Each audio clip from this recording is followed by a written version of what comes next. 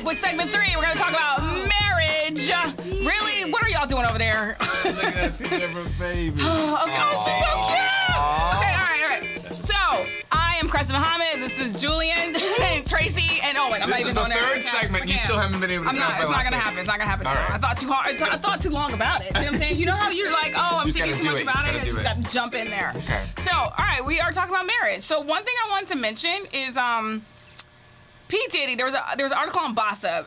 This is the title. Diddy willing to enter a long-term love contract offering financial benefits. That would be with Cassie. Mm-hmm. Okay. And that's great. So that's great. Like George Clooney and like, well, allegedly, right? No, they're married now. They're officially married. He's George No, I Clooney mean, now. like, it's a beforehand? contract, right? It's a contract. There's not. He's mad. But they're now. married. He's trying to get into politics, and she's trying to elevate her. Oh, now I'm thrown off. Okay. I'm just saying. I mean, right? So That's- you don't believe Clooney and his wife? Absolutely married? not. Really? I love them. Are we for real? Are we serious? Oh my God. Really? I think so too, Tracy. What are you saying about Clooney? Is he not?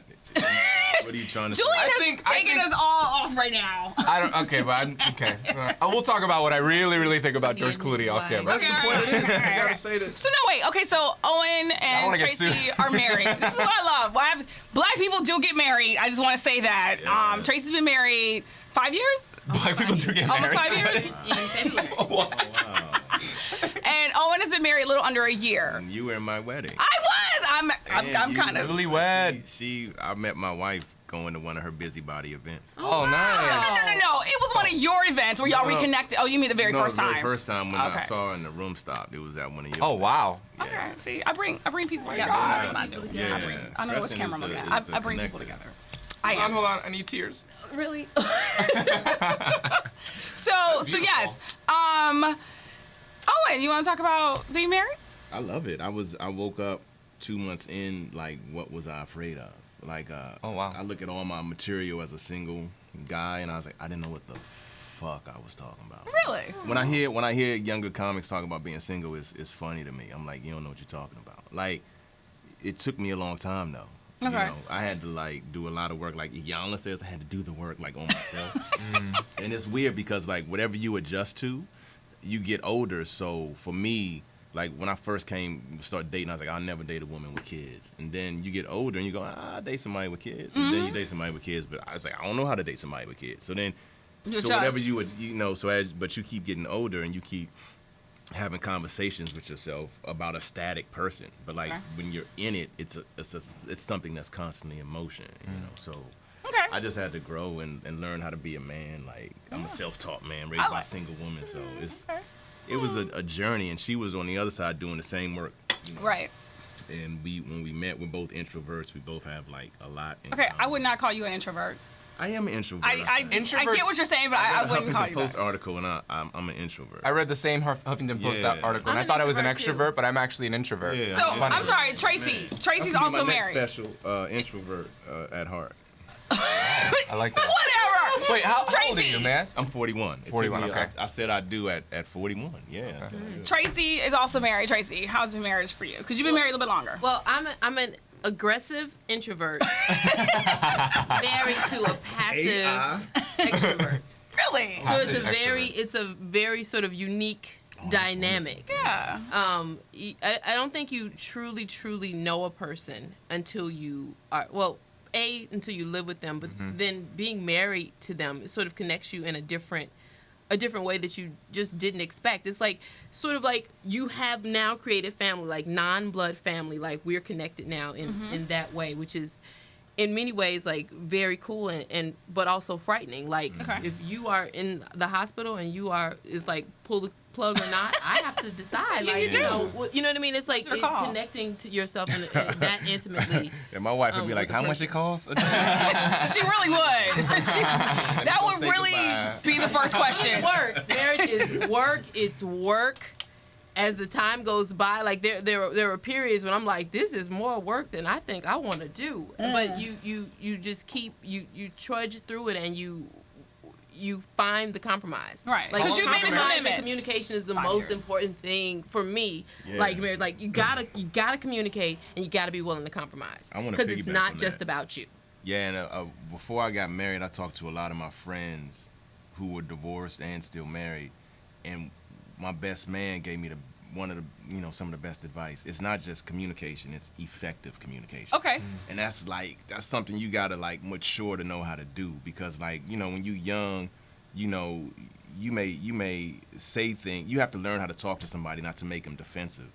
And you got to learn how not to emasculate somebody. If you right, it's just the way you have to learn how to. You have to pacify your approach. And I'm still learning that, because I can be like, well, listen, I know I'm right, so let me explain this to you. Yeah. So, but it's like, if that's not loves that about you. received, no, Yeah. but no, the thing is not so much. It's not received in a way that I have, and it's still a work in progress. Right. Me figuring out, okay, so I know I'm clear, I know I'm communicating. Why aren't you just understanding what I'm trying to say? Right. Because he's not receiving it the way that I'm giving it. Yeah. So then I have to sort of figure out a way to adjust. Okay, that's not his communication style. Yeah. So I linked to a Also- bunch of articles. Oh, I just want to say this last thing. Yes. Also, I just want to say too, love is a very powerful illusion that the next one is different.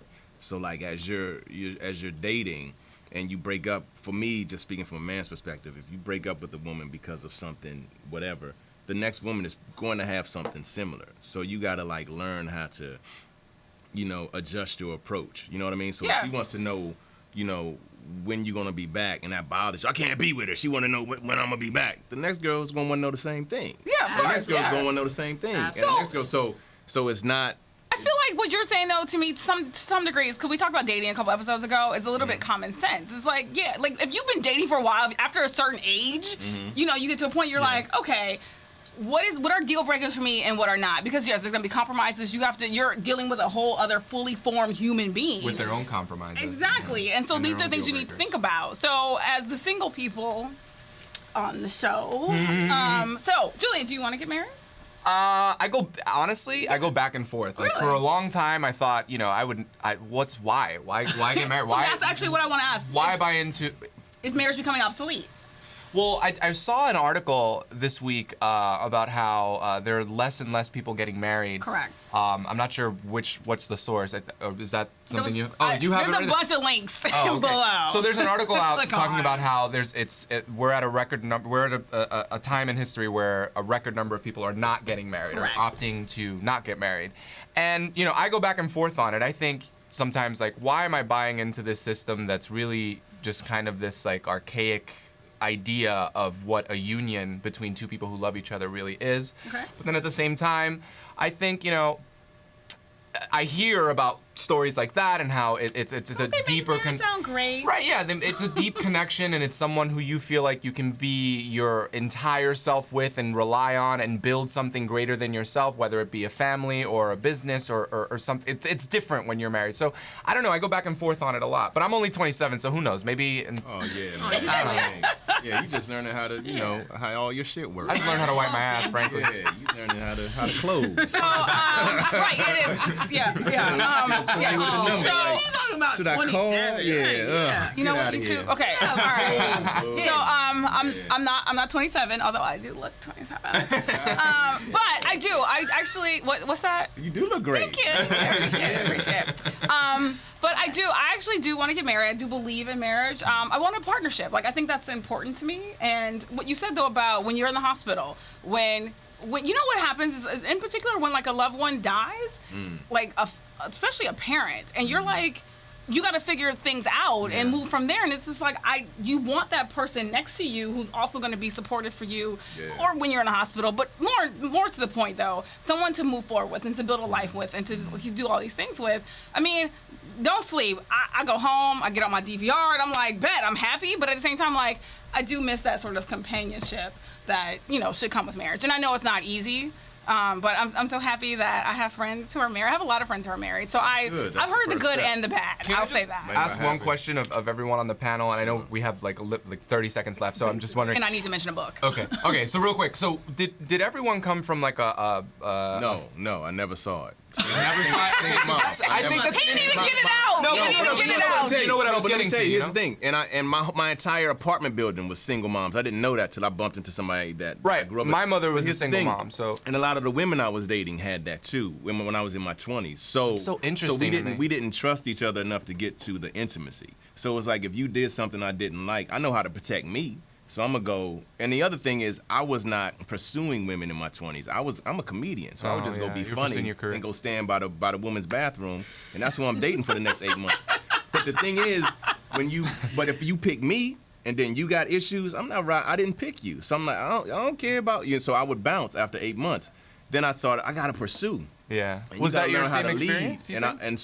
And so when I decided to pursue, I was awful at it. I was all because I hadn't been like, hey, let me take you to dinner. Let's go to this. Let's do this. I think no, because I was being chosen for a minute for like my entire 20s. That's what I was doing. And that's a lot of Los Angeles dating. That's what Carl actually talked about in our last segment. Oh, I'm sorry, our last episode. We talked about that. About in LA, men can be lazy because women approach them, and it's very simple. They don't have to do anything. And I was confused when I got here with that. But it's not I was lazy. like, It's just it's human nature. It's the have path to of least or something. resistance. Yeah. I'm sorry, Tracy. Go ahead. No, that was what I experienced when I moved to LA too. Like I had been in Chicago and I was the shit. Right. Yeah. And then I came here and I was like, yeah, nobody ever see me.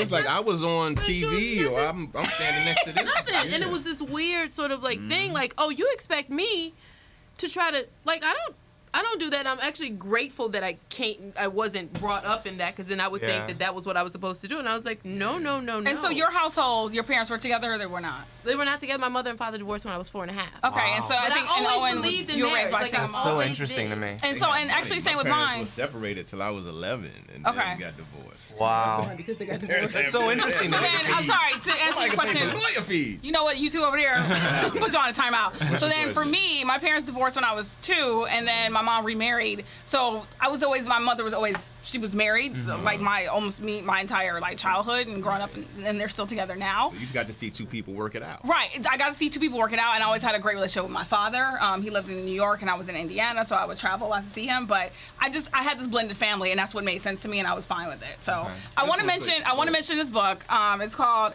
Big Fat Negro. Yeah. Get your lazy ass off my couch. Okay. Sonia Warfield. So she's actually a writer. She worked on Will and Grace and a bunch of shows. She's actually amazing woman. I met her. I love her to death. So very quickly, so the title, she wants to be clear, it's not just about black men. She's like, she has, for example, big, dumb, drunk redneck, get your lazy ass off my double wide. She's like, or, what is it? Oh, overprivileged, cold-blooded wasp, get your thin-lipped, entitled flat ass off my Ames lounge chair. So she's like, it's not just about black men. She's just like, if there's a man in your life who is just basically sitting around and being dead weight, you need to go ahead and get rid of him. So we'll have a link to her book below. It's actually really funny. It's basically a collection of stories that she got from her friends. She was in her divorce process lasted for like 2 years. Wow. And she talks about like trying to date while you're almost divorced. So there's a bunch of funny.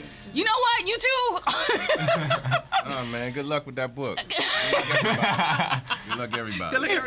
But honestly, I think at the end of the day, it's about like understanding where you are, and if the relationship that you're in right now is not working, move on. And I think that's fair. I think that's a it. fair statement. Nah, Create one the thing space for that's someone lost- else to come in. Yeah, one thing that's lost in our generation of dating is we forget the Yeah. whole point about dating is to see if you're compatible. Yep. And a lot of times you may not be compatible on so many different levels. You know, like if you work and he don't like to work, guess what? Y'all ain't compatible. Right? I mean, it can be anything. But Right. a lot of times we assume we dated, we have sex, we go together. It's like we might not. Go together. We still might not be compatible. It's a process. I agree. So, I agree. and So I just want to say this. yes, Everybody dating. yes, Owen. The thing that changed my life, this comedian named Franklin Ajay told me, he goes, when it comes to relationships, not other shit, but when it comes to relationships, never apologize for the way you feel.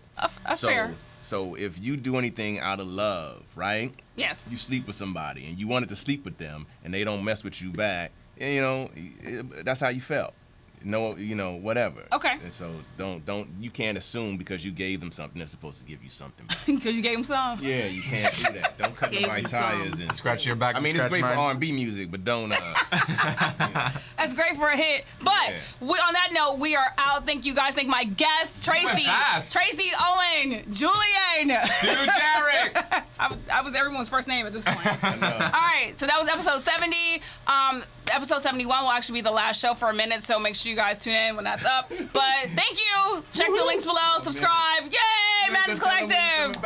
The madness. I don't know when I'm coming back. I know, right? Hiatus. Yeah, hiatus. All right, then, y'all. Holla. Bye. Bye. Oh, my God, it was insane.